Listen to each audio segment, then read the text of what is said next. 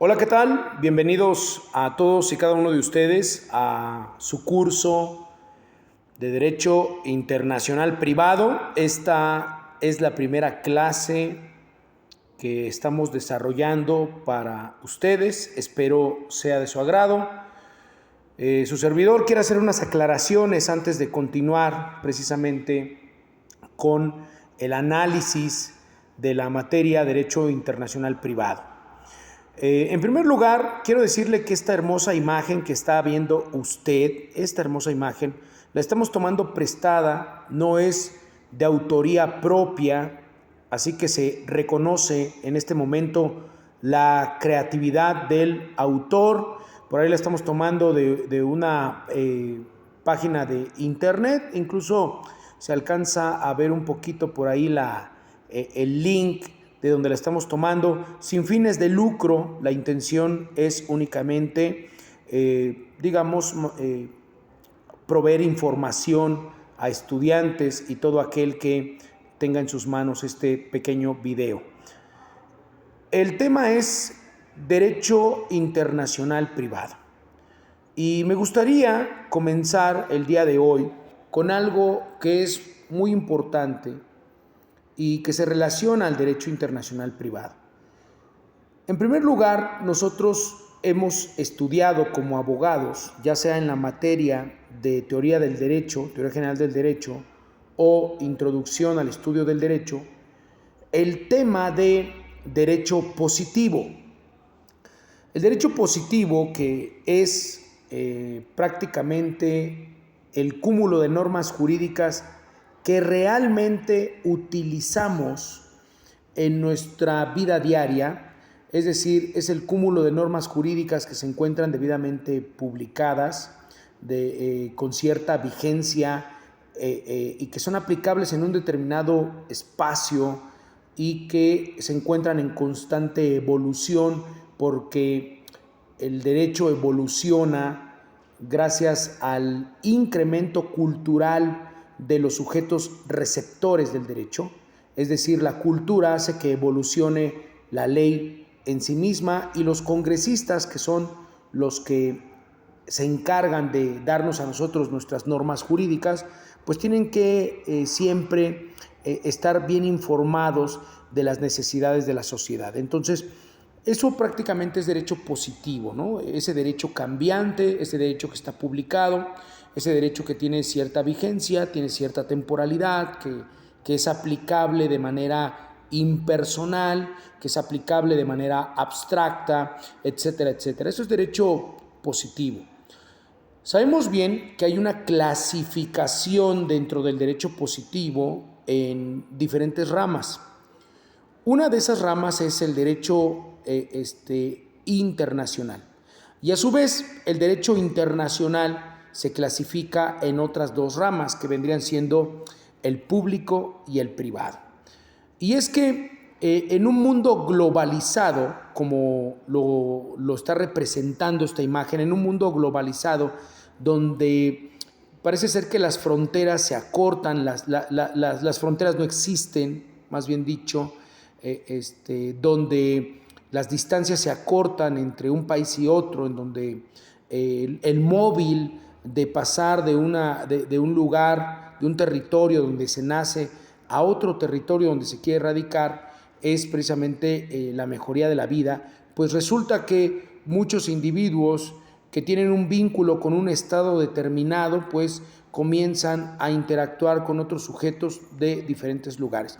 Y esta globalización, que hoy en día ya no solamente es física, sino que también tenemos una globalización virtual, vamos a decirlo, una globalización que se maneja a través de esa carretera informativa y gigantesca que nosotros llamamos Internet.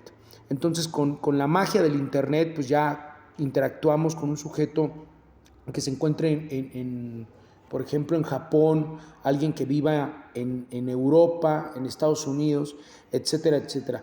Y ahí nace algo bien interesante, que es precisamente la venta de bienes y la venta de servicios. Es importante que entendamos que esto del comercio internacional pues está bien vinculado precisamente al derecho internacional privado y a dos ramas del derecho internacional privado sin problema alguna, que vendría siendo el derecho internacional público y el derecho internacional público y el derecho internacional privado. Por ahí estaba repitiendo privado, pero me refería yo al derecho internacional. Es decir, el comercio internacional está bien vinculado al derecho internacional, ya sea en su aspecto privado o en su aspecto público. ¿Por qué? Porque hay actualmente una globalización, es decir, esta globalización que nos hace pensar en un territorio unificado por la cultura, unificado por necesidades, porque lo que se obtiene en Europa, digamos algunos productos naturales o sintéticos, no los podemos encontrar en América y viceversa, y así también con otros continentes, ¿no? Lo que no podemos encontrar en África, no podemos encontrar en Australia, pues lo venimos encontrando en Asia, y así sucesivamente. Por eso me gustó mucho esta imagen que le estoy presentando, para tratar de ilustrar lo que estoy explicando en este momento, que el derecho internacional, ¿sí?, es aquel que nace por la necesidad que tienen las civilizaciones de interactuar entre sí. Esa interacción que se viene dando desde mucho tiempo atrás, ¿no? Que no es prácticamente nueva, que incluso nosotros como mexicanos la experimentamos en alguna etapa del desarrollo de nuestra nación, cuando los españoles pisaron territorio continental americano. Hoy en día, donde ya tenemos definidas las fronteras, donde ya existe soberanía que le permite ser independiente a la gran mayoría de países, porque no dudo de que hayan países que no tengan esa soberanía de la cual gozamos en México.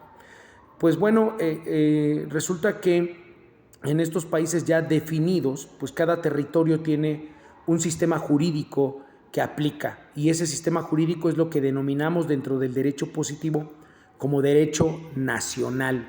Es decir, el derecho nacional, que es el cúmulo de normas jurídicas que se ligan a una nación en particular, y que de ahí, digamos nosotros, esto es derecho mexicano, derecho estadounidense, derecho español, etcétera, ¿no? Y ese derecho nacional, pues digamos, campo de aplicación, pues es en un territorio definido.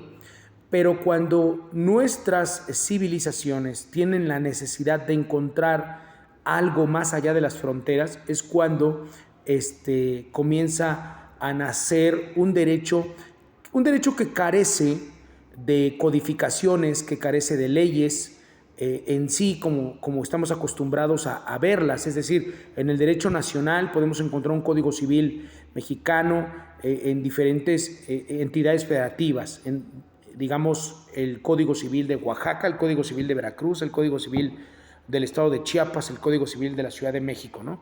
El Código Penal del Estado de Veracruz, el Código Penal de Durango, el Código Penal de Sinaloa, por citarle unos ejemplos de lo que estamos acostumbrados a ver o leer, ¿no?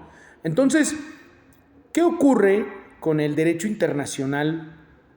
El derecho internacional, pues no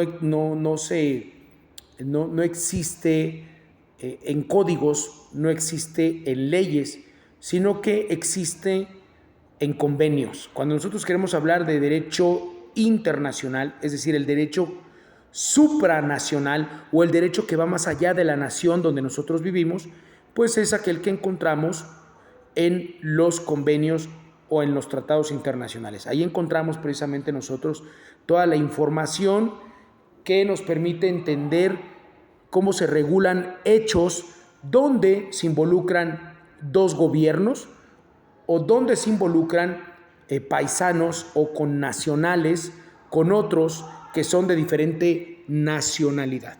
Espero que vayamos entendiendo muy bien esta explicación que estamos dando en este momento. Y por eso, cuando decimos nosotros, en el derecho internacional vemos el vínculo o la relación de dos estados, vemos el vínculo o la relación de sujetos de diferente nacionalidad entre sí que buscan satisfacer necesidades propias. Hablamos nosotros de la necesidad de clasificar al derecho internacional en público y privado. Y nosotros tenemos que entender que el derecho internacional público pues es el cúmulo de normas jurídicas que pactan dos o más estados para resolver un asunto particular. Como por ejemplo, ¿qué ocurre en nuestro país? En México, México tiene un acuerdo comercial no solamente con Estados Unidos y Canadá, sino con España, tiene acuerdos comerciales con Japón, con China, con diferentes países, ¿no? Si usted quiere saber dónde están esos acuerdos comerciales o todos los convenios que México ha firmado para regularse a la par de otros países o de otras potencias, pues hay que visitar la página de la Secretaría de Gobernación y ahí le aseguro a usted va a encontrar ejemplos claros de convenios que se generan para regular el derecho internacional público. Cuando hablamos de derecho internacional público, tenemos que recordar también prácticamente de derecho positivo, aquella rama que nosotros estudiamos en su momento, que se llama derecho público. Cuando hablamos de derecho público, estamos hablando de un cúmulo de normas jurídicas que regulan la intervención del Estado en su interacción con los subordinados, que vienen siendo precisamente las personas, ¿no? que están obligadas a obedecer al gobierno o al Estado. Entonces el derecho público es para regular, entre otras palabras, la interacción que puede darse entre el gobierno y los particulares, por decirlo de alguna manera. El derecho internacional público entonces va a tener esa característica. Se trata de regular la participación del Estado. Entonces, cuando vemos un mundo globalizado como el nuestro, en donde México interactúa con Estados Unidos, en donde México interactúa con Canadá, con Guatemala, con Brasil, con Chile, en esa interacción en donde los estados quieren alcanzar un mismo objetivo, ya sea comercial, un objetivo en prestación de servicios, ya sean estos educativos, prestación de servicios varios, no sé, a lo mejor venta de electricidad, etcétera. Muchas cosas pueden darse, donde los estados buscan acuerdos de paz. Por ejemplo, estamos hablando de derecho internacional público. Y cuando hablamos de derecho internacional privado, pues también tenemos que recurrir al derecho positivo en la rama que se denomina derecho privado.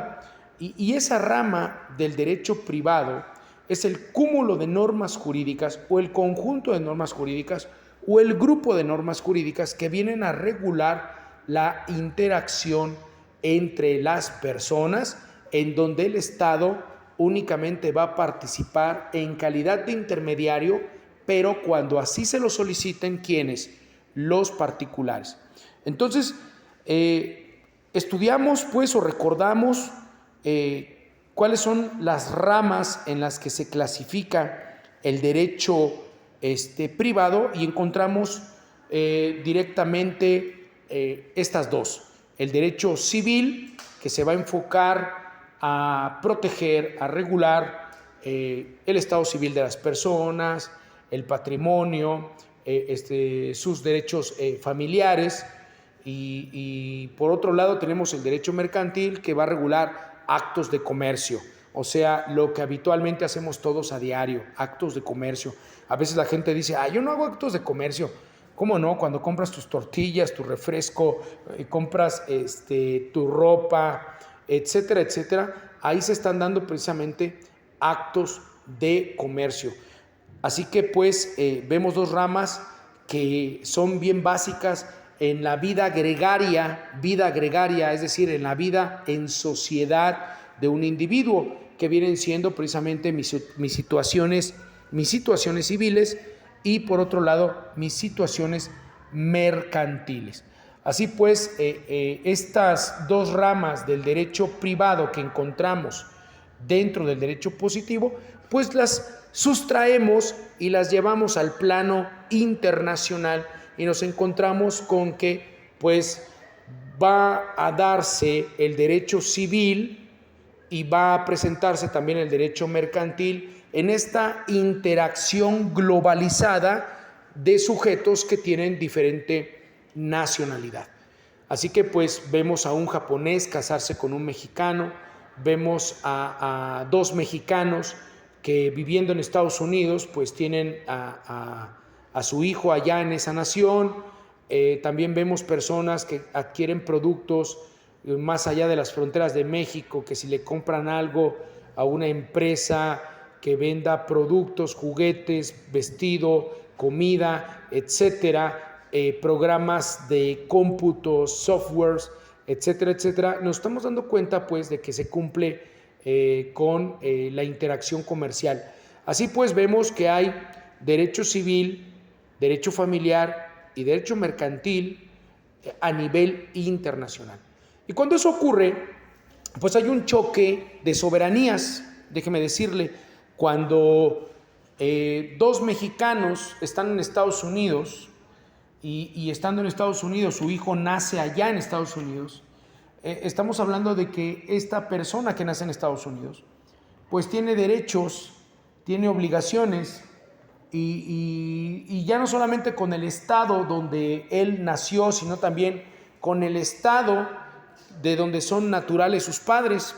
Vemos claramente el derecho familiar de manera internacional, y a lo mejor Estados Unidos dice, considerando pues ese ejemplo de Estados Unidos dice, pues a mí me gusta que los norteamericanos den un servicio militar a tal edad, y México dice, pues yo quiero que también el mexicano dé un servicio militar aquí a tal edad, ¿no?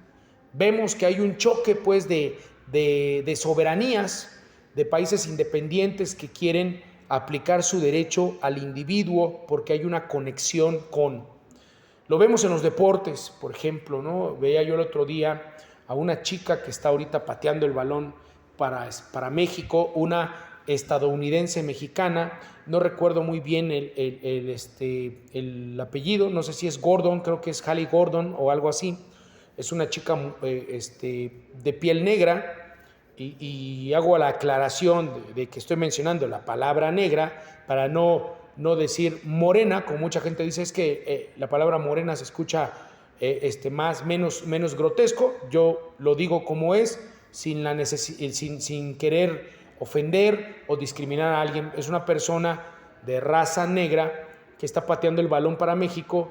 He investigado sobre ella, pero si está pateando el balón para México, probablemente su papá, su mamá son de México, o a lo mejor esta chica nació en México en algún momento en que sus papás estaban de vacaciones por acá, y pues bueno, tiene la nacionalidad mexicana, y ahí hay un choque, digamos, de soberanías, porque tenemos a alguien que prácticamente es un héroe para las nuevas generaciones, y hay que buscar que juegue con nosotros o que haga algo por nosotros. En fin, vemos que precisamente cuando los estados tratan de aplicar su derecho a sus habitantes, ya sea que estos estén lejos o que estos estén en su territorio, motiva precisamente a que los estados tengan que emitir acuerdos, pero estos acuerdos ya no son para que los estados consigan una meta en común, que prácticamente viene siendo la paz, viene siendo actividades comerciales, ¿no? De ese tipo, o venta de servicios, como decía yo hace un momento, países que dicen, yo le voy a vender electricidad a tal país, o le voy a permitir que tire sus desechos en mi territorio, cosas por el estilo. Ya no es eso.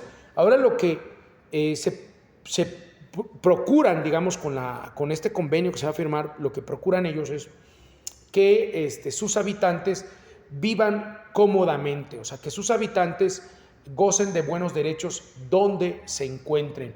Y nos damos cuenta, pues, precisamente, de que el derecho internacional privado se preocupa ya no por la soberanía de los estados, sino que se preocupa por la humanidad, se preocupa por los derechos humanos, se preocupa por los derechos civiles, se preocupa por derechos privados.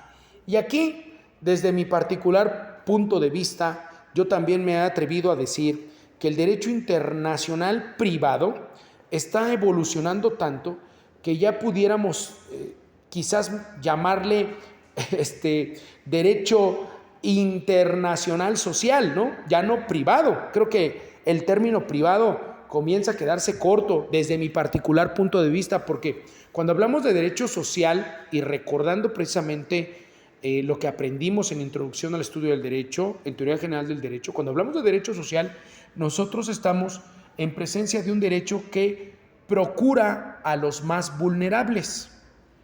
Y la rama o las ramas en que se divide el derecho social que procura a los más vulnerables siempre ha sido el derecho laboral y el derecho agrario, porque históricamente nacieron juntos en México. Pero con la evolución que se ha venido dando, pues ahora encontramos que dentro del derecho social, pues hay derechos, ¿cómo se llama? Como el derecho a la educación, por ejemplo, el derecho al deporte, el derecho al medio ambiente, el derecho a la alimentación, a la seguridad social, el derecho a una vida digna, una casa habitación, etcétera, etcétera. Entonces, el derecho social es muy amplio. Dentro del derecho social también ya se empieza a manejar el derecho familiar. Y nos damos cuenta precisamente que si el derecho internacional privado, su objetivo era cuidar a los habitantes en sus derechos básicos para que puedan ser felices, para que puedan desarrollarse dignamente como individuos, pues nos damos cuenta que ya no es tan privado, ¿no? Ya no es un derecho internacional tan privado, pero como tenemos asuntos que tienen que ver con negocios y como los negocios prácticamente sí los encontramos dentro del derecho privado, ¿sí? Eso es lo que motiva que se les siga llamando quizás derecho internacional privado. Entonces, esto que acabo de mencionar es mi opinión, vuelvo a repetir, a lo mejor usted con el paso del tiempo aprende más que yo y dice, se equivocaba el maestro César, no creo que sea prudente decir que sea derecho internacional social, vamos a mantenerlo todavía en derecho internacional privado y pues bueno, cada quien su opinión. Yo ahorita como jurista, ¿sí? Porque somos juristas los que estudiamos, somos doctrinarios los que estudiamos mucho derecho, yo sí le puedo decir, yo considero que por ahí vamos, ¿no? Que el derecho internacional privado, de tanta evolución que tiene, que va a transformarse en derecho social, o por qué no dejarlo en derecho internacional privado y social para que no batallemos. ¿Por qué no dejarlo así? Entonces, continuando con el análisis de lo que viene siendo el derecho internacional privado,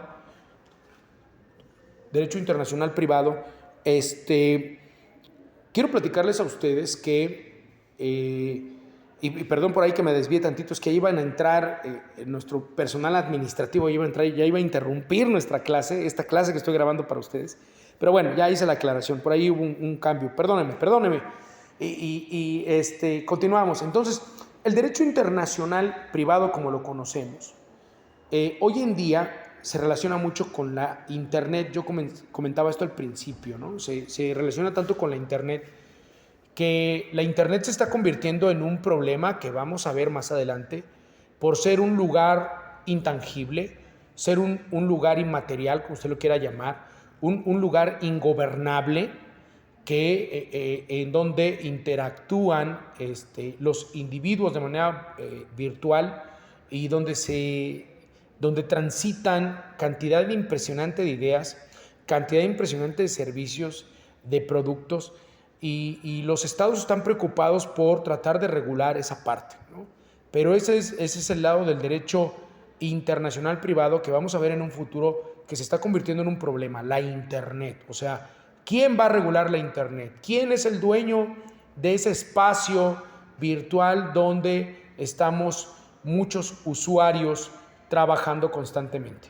Donde vemos muchos empresarios vendiendo un servicio, donde vemos personas como un servidor enviando una clase, porque esta clase a lo mejor el día de mañana usted dice, me gustó tanto mi clase de Derecho Internacional Privado que te la envío para que veas cómo me lo explicó mi profesor, y a lo mejor el día de mañana me escucha alguien con quien no tengo ningún vínculo académico y que va a tomar clases conmigo. Entonces, la Internet, quiero que lo sepa, se está convirtiendo precisamente en un verdadero problema para el derecho internacional privado y también para el derecho internacional público, ¿no?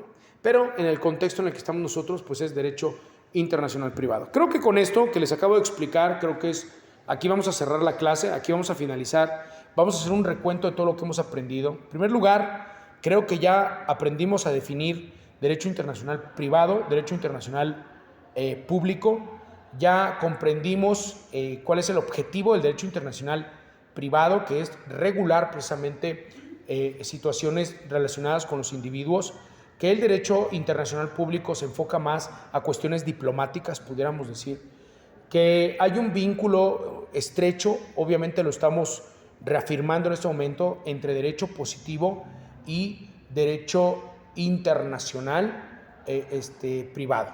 También que el derecho nacional y el derecho internacional pues interactúan de alguna manera también, porque al existir un derecho nacional de diferentes estados que se encuentran en un choque de soberanías por proteger a sus habitantes más allá de las fronteras, se tienen que, tomar en cuenta ambos sistemas para generar uno nuevo que únicamente se plasma en convenios, y esto nos lleva a aprender algo bien importante. No existen códigos, constituciones internacionales al cual se sometan los estados. ¿Por qué? Porque no quieren, perder, y pudiéramos decir esto también, perder su soberanía. O sea, México no quiere renunciar a las leyes que han hecho sus congresistas para darle cabida a otras leyes que han hecho otro ente homólogo de nuestro Congreso en otro país, porque entonces estaríamos desechando la reflexión, la opinión, la técnica jurídica de nuestros propios creadores del derecho.